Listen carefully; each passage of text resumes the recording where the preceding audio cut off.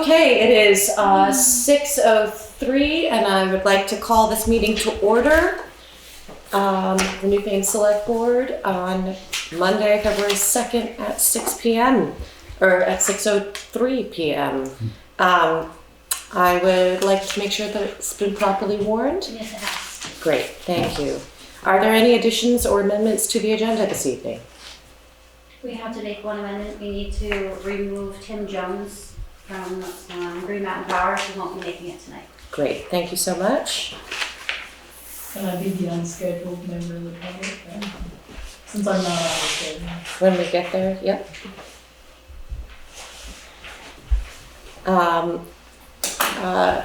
Is there a motion to approve the minutes from January 21st? All three of us were here. Yeah, make a motion. I'll Great. second it. All right, all those in favor say aye. Aye. Aye. Moving right along, the road foreman and commissioners report. The engineering proposal for the Newfane Village sidewalk is expected mid-February.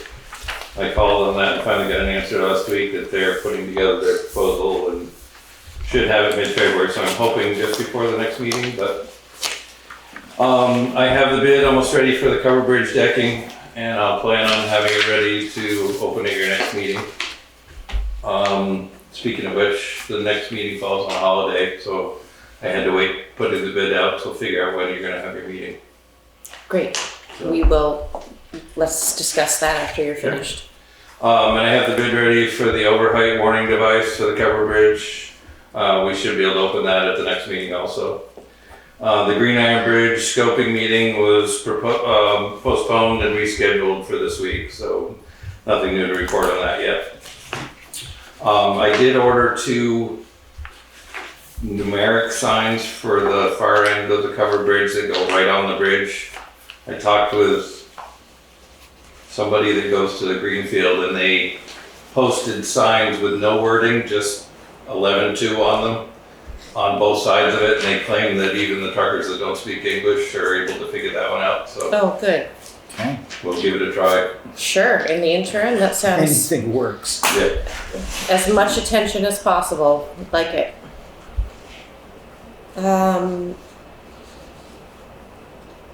Any discussion, folks? Got anything for us other than the report? Everything's good? Yeah, the storm went well, the driver did well, All right. we're good. You got sand more coming probably too, huh? Sand is salt being a problem. Still working on that. I supposedly have a load coming, but we'll see. It hasn't showed up yet. Okay. How are we doing with what we have? We're just trying to use a little less. Mm-hmm. Okay. So, The cold weather's helping a little bit. yeah. Keeps it nice and slippery. Not We're good on doing a that. good job. The roads look good.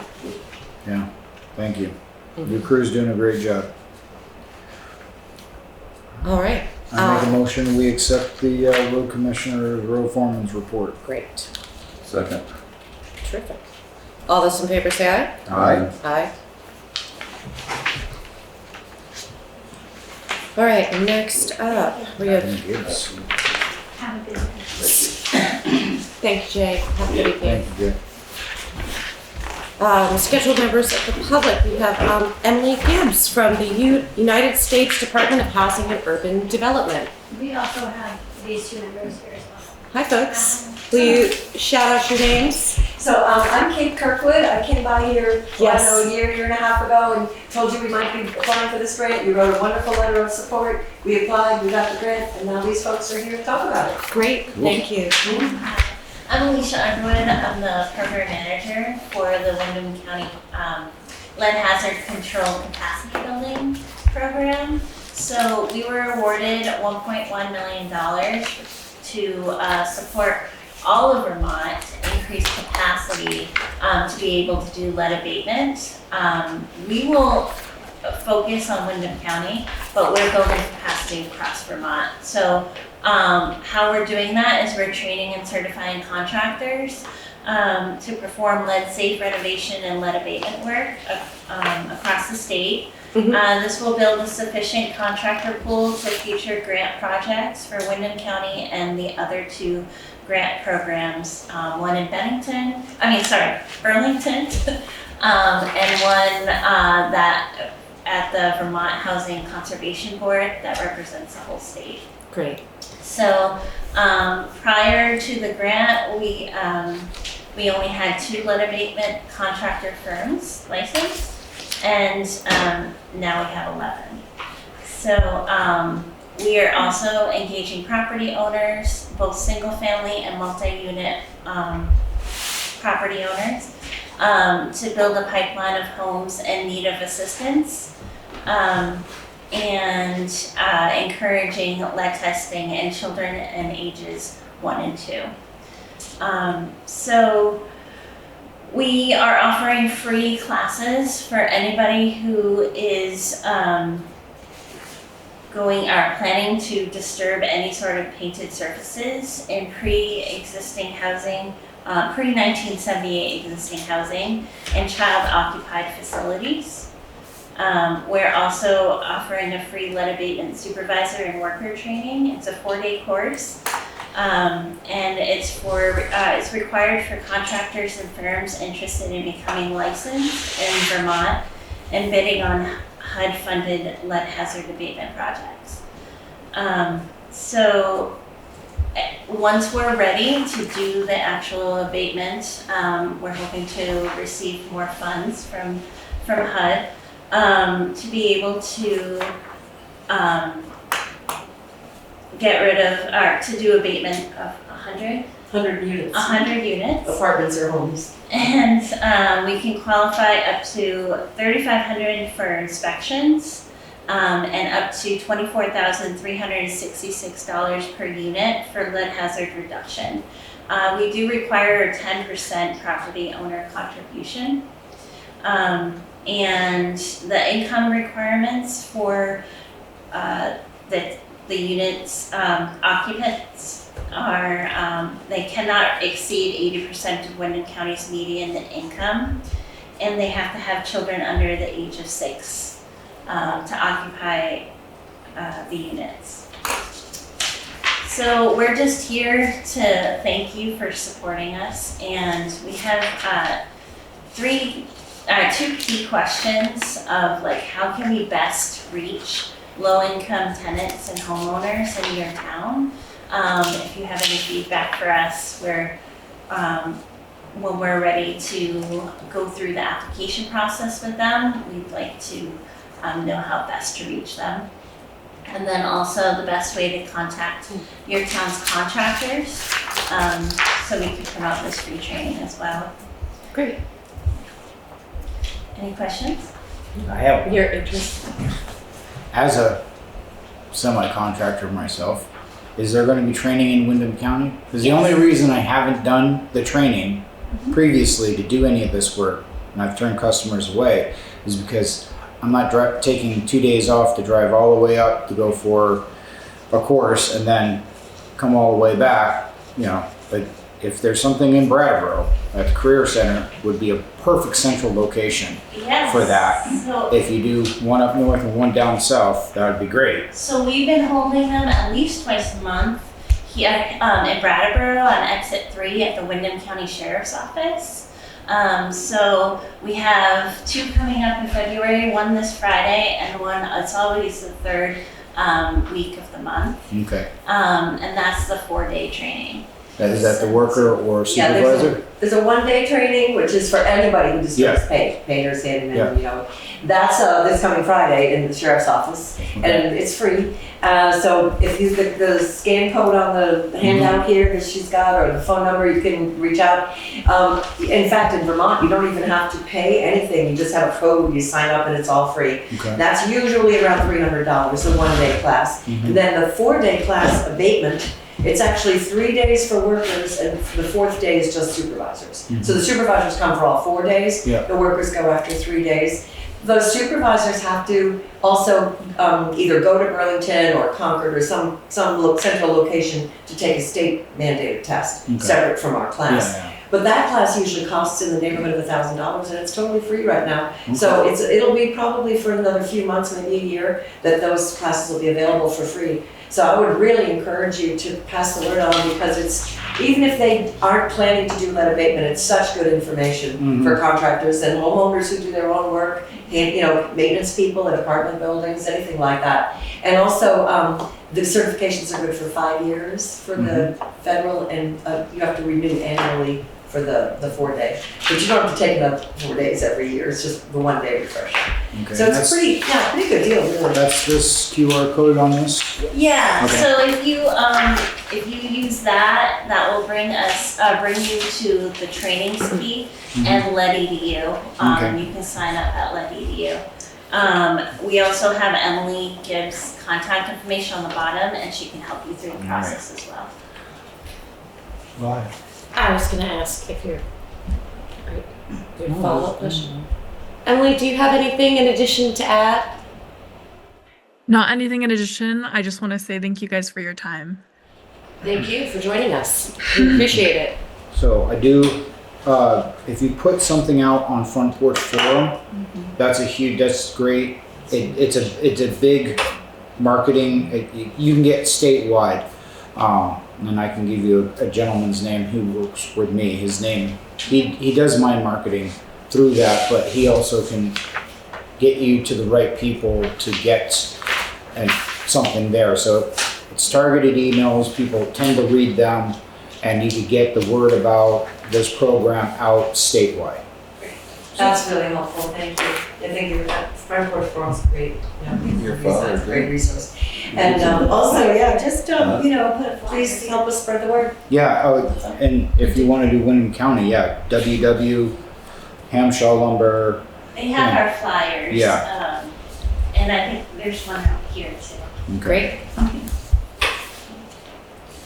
Well, thank you. Thank you so Thank you. much. Thank you. On to unscheduled members of the public. Jane, Or reminder is planning commission. whichever hat you'd like to wear. A little bit of both. Just wanted to update, we're getting the town plan, it's coming together. Hopefully we'll be ready in time for this summer. Most of that, the only other thing I wanted to mention was the fact that it looks like the state is not gonna do anything about short-term rentals this year, so I didn't know if there was still any interest in doing anything with that or not. For the short-term rentals? The state doesn't look like that's on their agenda this year, so if we want to do anything, it's up to us.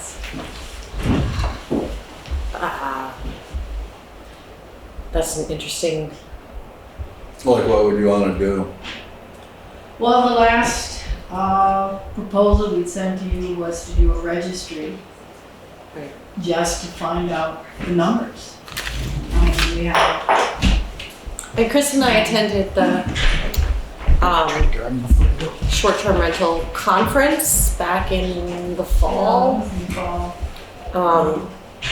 And that was, sorry, he ran away. That was very informative, very interesting. It's interesting how the state is quantifying it and trying to think about it.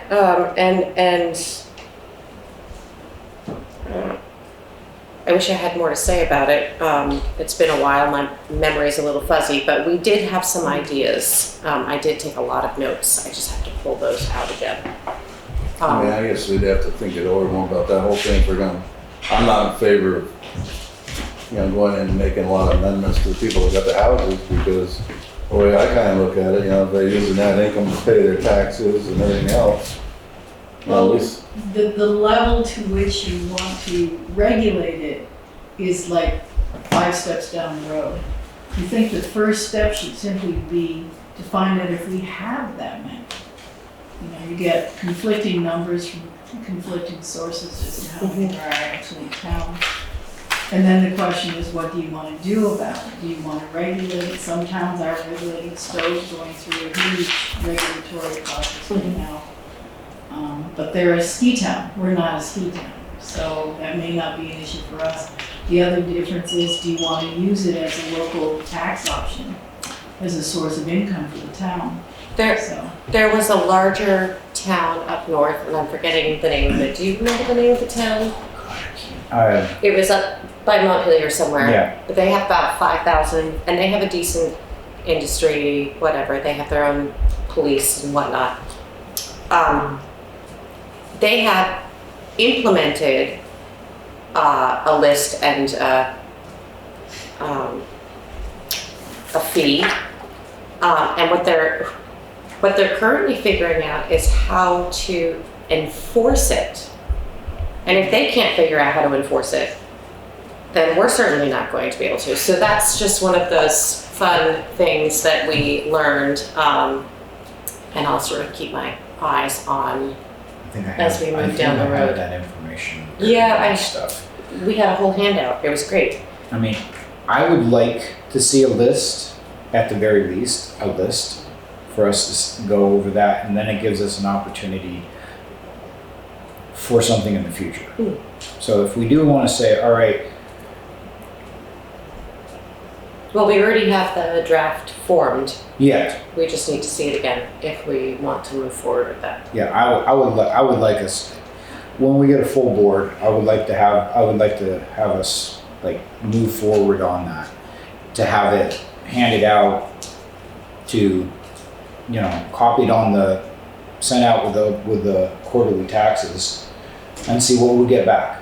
Some people might participate, they might not, but see. Well, like I said, I don't have a problem if you just want to see how many places there is, but putting more tax on them and everything else, I mean, we got a lot bigger problems than that in this state with taxes. Yeah, I don't Not trying to particularly tax want to put a everybody rolling to tax death, on you know? anything, but I also want to see what we've got, so Yeah.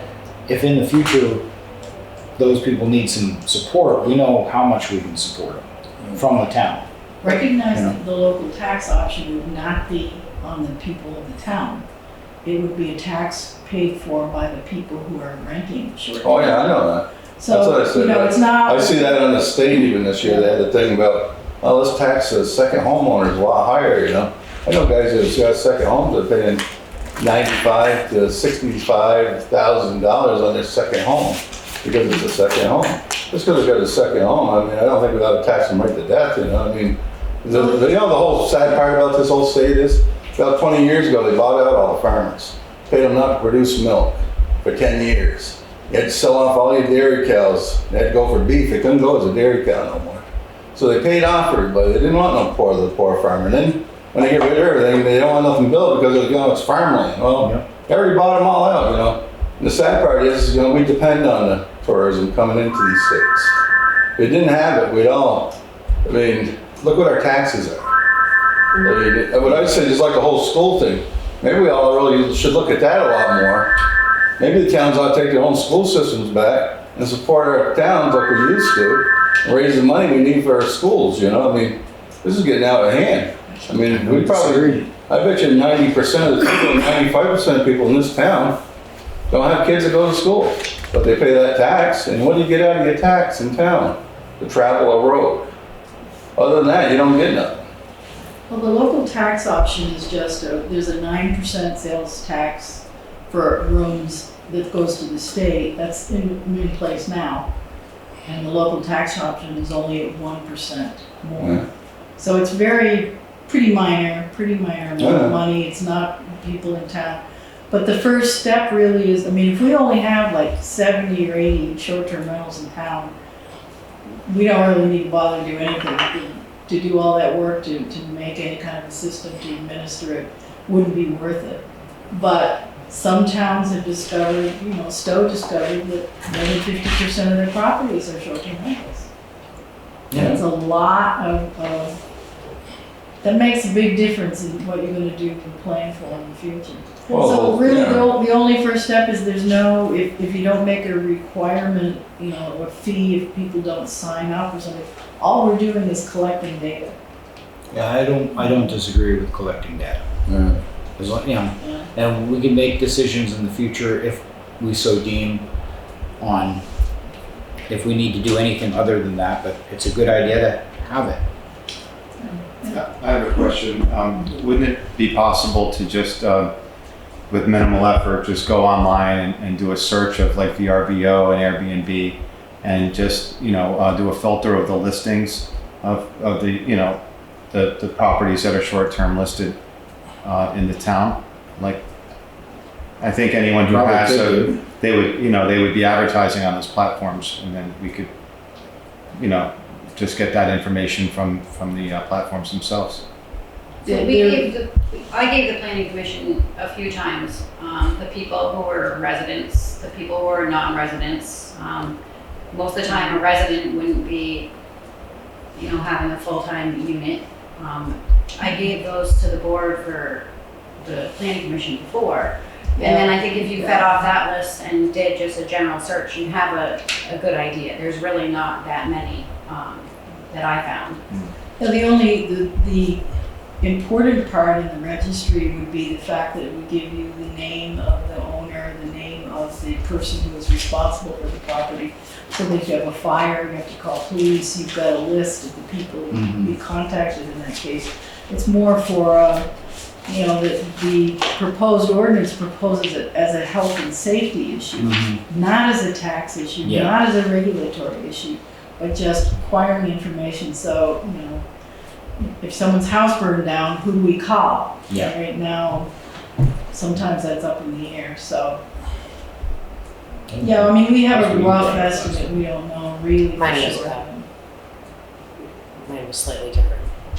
Todd said it was not an issue because you don't know how many people are in the residence homes either. So I was like, oh, true, fair point, all right. Excuse me. So I just didn't know if there was any interest in pursuing that anymore, or whether we're gonna start, because it does not look like the state is gonna do anything with this. Why don't you dust it off and bring it back to us one more time? Oh, we've sent it to you 3 or 4 times. Oh, or we can ask you and Melissa to pull it up from wherever it's been hiding, because I know we got it again sometime in the last year. We'll look into it. Thank you, ma'am. Put that on the next meeting. And the only other thing is that we are looking into some grants for the Rock River, what are we gonna call it? Park? It's disparate Wilderness. pieces of property, yeah. There's some grants out there for looking at ways to mitigate flood hazards and turn areas of town property into recreation centers. So we're looking into a couple more grants for that too. So I don't know, do we have a committee, a group of people who are interested in that, or is it just the planning commission? I know you have one grant that you have received. Yes. I've signed off, and that's there, and that's I think a year's worth of work, and then if you want to add to it and keep going, bring it back. Okay. Bring them to us. So hopefully that will be something we can work on. Thank you. Yes. You've been doing good work over there, so. We've been doing mostly writing the town plan, which is it's coming together, but there's a lot of. So I have to go interview Jay again because we forgot to include the gravel pit. Is the meeting tomorrow? Is there some planning meeting tomorrow or something? No. I thought I saw something. It should be next Monday. Oh, next. No, the third Monday. Okay. 16th. Fourth Monday? Third Monday. Fourth Monday. Should be whatever. I don't see See, it the on there. 30th? Maybe I didn't see it in the email, but Gotcha. 25th? 23rd is the 4th Monday. Okay. That's the one. Okay. No. Thank you, Jane. All right. Keep it Thank you up. so much. Anything more to tell the planning commission? Should we plan something? Before I forget, we should quickly talk about when we're going to have the meeting if the 16th is holiday. 17th? Tuesday the 17th? Tuesday, 17th? that's what we had in our admin report to offer for a date. Because the 16th is President's Day. Does that work for you? I guess. Tuesday the 17th? Yeah. Okay. That'll work for me. Okay. So our next meeting will be Tuesday the 17th because the 16th is a federal holiday. Now back to the cold. Have a good night, Jane. Yeah. Try not to, don't Don't stay cold, for goodness sake. I'm trying not to.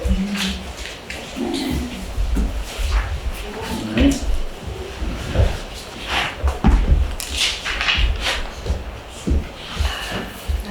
Okay. Do we have anyone else, unscheduled members of the public who would like to speak this evening? Oh, good. Did we It have looks any- like we didn't Al have would like any- to speak. Yes, Hello, sir. this is Al Weisbrich. This evening was simply for me to check in with you again about the letters that were sent to Attorney Fisher for the town, and whether that has now, and also to you, each member of the select board, and just checking to see whether you received them now. I personally dropped them off also at Juanetta's at the town hall. I came up to make sure that they got to you. Did you each get your correspondence? We did. Good. Okay. Thank you for acknowledging that. That really reminds me also whether or not you received the earlier November 3rd correspondence to you, each member. I'm not sure that it's just more informative and more detailed, but in light of all this information, it should really be made part of the record. And we can certainly provide that again if that hasn't been seen by you, because I believe you should be the ones to see it also, because it is, after all, affects all of you as well. Al, we did receive that in our packets when this Okay. was with us and we were talking about it. So Okay. yes, we got that in our packet paperwork. Thank you very much. The only question then remains is there a time frame as to when we will expect to get an answer from the attorney? We already got an answer, I believe. Yeah. Would you like I'm me- sorry. We I already didn't got an answer. We have an answer and Katie will inform you here in just a moment. Okay, very good. Thank you. Hi, Al. Hi, how are you, Katie? Doing well. So the board had asked me to reach out to Bob Fisher since he wasn't responding to emails. So Melissa and I called him on the phone. We spoke to him in regards to your concerns. He voiced his concern that there was no violations that he has found, and that he will not be corresponding with anyone directly but the town when it comes to this matter. It's not really appropriate to have private citizens have communications with the town's council, because it becomes a conflicting, regarding like representation, and it may, jeopardize us in the future if something happens. So he notified us that he had no findings, and Melissa and I were both on the phone. Every conversation we have with Fisher, we do not do alone, we do together. And at this point, we have nothing else we can do. Well, how does it justify the letters of the law that are on the books that are clearly Mr. violated in Alfred, this case? How Alfred, can that be the Alfred, case? Alfred, Yes? 1 second. In 67 pages of the zoning rules for the town of Newfane, is there any violations happening? Not that we found. Okay. Alfred, none of what you've brought up is in violation of any of our zoning rules, okay? So at this point, it is not an issue. No one's breaking any rules as our rules are written currently, right now. So this now seems to be a civil matter, not the concern of the town. Okay, if that's the case, certainly I would like to see those things in the documents that the town has as its rules to make sure that that is in fact the case. That it's just not. Available online? I can email him a copy of our zoning bylaws, the current zoning bylaws. Is that within documents on our website? It is on our website. Okay, so it is on the website, so you could be more than happy to look through the website, and if you have any issues not finding something to your satisfaction, feel Okay. free to reach out to the zoning. Other Fair. than that, it is a civil matter. Town has no control over it. Okay, fair enough. It would be though appropriate, I think, from Katie's side to at least spell out how it's different from every point that was raised, how that's not true insofar as the town quote. Mr. Alfred, at this point, Katie has explained to the board on a couple of occasions that she has gone through your concerns, went through our rules, and could not find anything that was specific that says, yes, they're breaking the rules. Okay, very good. And this has been more than one occasion, Alfred. So at this point right now, I, as an individual, don't want to hear about this anymore because we have covered all of our bases. We have spent a lot of time talking, the ladies have spent a lot of time talking to Mr. Fisher to try to clear this up if there was anything happening. Mr. Fisher, the legal counsel, has said there's nothing. She's gone over it again a couple times. There is nothing. You continually say that there's something about the law, but we have double checked. We have given you fair grace and fair time to say, hey, maybe you do have a point, but we have doubled and triple checked. There's nothing violated. It is a civil matter. If you really want to do this, it's a civil matter. Talk to your neighbors. I see. The town has no control over what happens. No one's violating anything, and the road is private. Okay? So, we're done here, sir. Okay.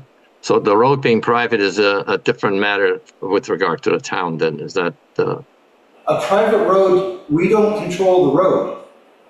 It is a private road. That's correct. I agree with you. We don't maintain it. Maybe we would do an emergency tree removal if it was a hurricane or something. Other than that, that's a private road. So nobody in the residences are breaking our laws. Okay. And the road is private. The town has nothing to do with this now. Or ever, actually. Okay. I mean, that may be very good. I have another question. That's, at the last meeting, it was told to me that Attorney Fisher had never heard of any direction from you. So, and yet you tell me that for months this has been talked about and so on and so forth and dealt with. So I'm a little confused how that's the case. And it's on record. Well, actually, I think probably what this really should have been brought up with, to check the zoning, would have gone through the zoning board, not the selectmen. I mean, it should have gone through that, and you get the rules and regulations and all that, which we've done it for them by doing all this. I mean, I don't know what Fisher done before or whatever, but we did check it like we told you we would since the last meeting. Absolutely. Right. But I mean, what happened before is, I guess that's in the past, you know, I mean, I don't know if it was our slip up or Fisher slip up, but they didn't get back to us, and they did get back to us this time, and they are saying that, and like we said, you know, you got a real problem with the neighbors, you know, if you just work it out with the neighbors, things go a lot nicer than it is to try to everybody fight, you know, when it gets into a big fight and nobody gets along, then you know, it gets worse. You know, just try to get along and see if we can get this thing worked out between you and your neighbors. And I'm sure everybody talks. It'll work out fine. It's better. Yeah, I think you're absolutely right in that respect. And we were trying to do exactly that. We were trying to follow protocol. We did go to Katie first. There was we didn't hear back from Katie for, I don't know. We never, I think, really heard back at all officially. So this thing got kicked down the road further and further, and so hence here we are the way it is, and all of a sudden a blanket decision that nothing is really involving the town here. So that's news to me, but again, that's something to be checked out thoroughly also, because the law is the law in the books. That's going to take a little bit of grace on your part. Yes. To find the grace and the peace in it, because our decision is answered. I understand your decision. Yeah, I understand your decision. I stand by your decision then. Okay. Well, thank you very much. I appreciate the feedback. And thank you. May I ask? Yes, So, Walter. hi, I'm Walter Hagedorn. There was one complaint on his list in regard to blocking the road.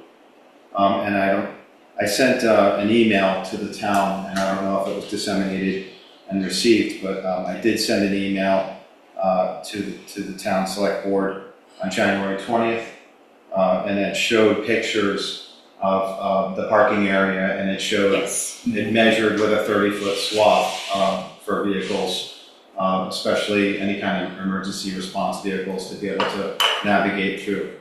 So I felt that that was sufficient evidence to. We also have pictures from before. You've sent me pictures Right, multiple times. right. This is, Yeah, I've corresponded multiple times about this. so I feel satiated in my compliance, and It would happy be to see that my, this conclusion is it would met. be, the response would be to you as it is to Alfred, it's the same response. This is not a town problem, the road is private, you are private citizens, no rules have been broken. This is not, do not bring this back up to the town because this is not our problem, so. Okay, so in other words, doing business in a residential area is no longer a problem. That's a new rule Not on with how the house the was built and the zoning that it was afforded when it was first built, which transfers with the owners. What was first? Well, there's different things allowed and The home office, It's not in, Yeah, it's fine. it's as it was originally zoned, sir, as we've discussed before. Aren't all homes allowed to have a home office? The original permit for this building was for a home office. Okay, so it's And the that original was permit for a before home me, office. That permit was This hung is for the- 15 days, this is years ago. Especially after COVID. Yeah, especially. Alfred, Yeah. this zoning It was administrator, appropriately zoned. it was zoned for a home office, okay? So unless you can find something back in 1832 that says that can never happen, this is zoned for, the home is zoned for a home office, so there it is, done. Yeah, I And you guess, can have one too, sir. You can Yeah. have a home office where you're at, you have all the rights in the world. This is, again, not a town problem. This has been brought, you've come to us a number of times. You've not liked the answers that we have given you. You have not shown grace and patience. And I'm losing my patience because this keeps coming on and on and on, and I checked. Are there any rules that are being broken? No. Okay.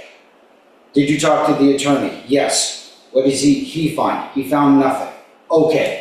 okay, that's really what I needed to hear from, we were only waiting to hear on what the attorney's ruling was on this. And this has taken 3 months. That's all I'm saying. It was a long time. And again, it was just on a blanket basis like this. So thank you very much. Appreciate you having done that. Have a good evening. If there are no further unscheduled members of the public, we will move on to the administrative assistance report. Okay, so Melissa and I have continued working on the town report book, which has now been sent off to the printers. Looks really good. We received a draft copy that we have here. We'll show you guys if you want to review it, but we want to keep it a secret to everyone else. The town meeting was properly warned in the amount of time frame we had to do it. They're very specific. They are. 10 days within this many hours. It's crazy.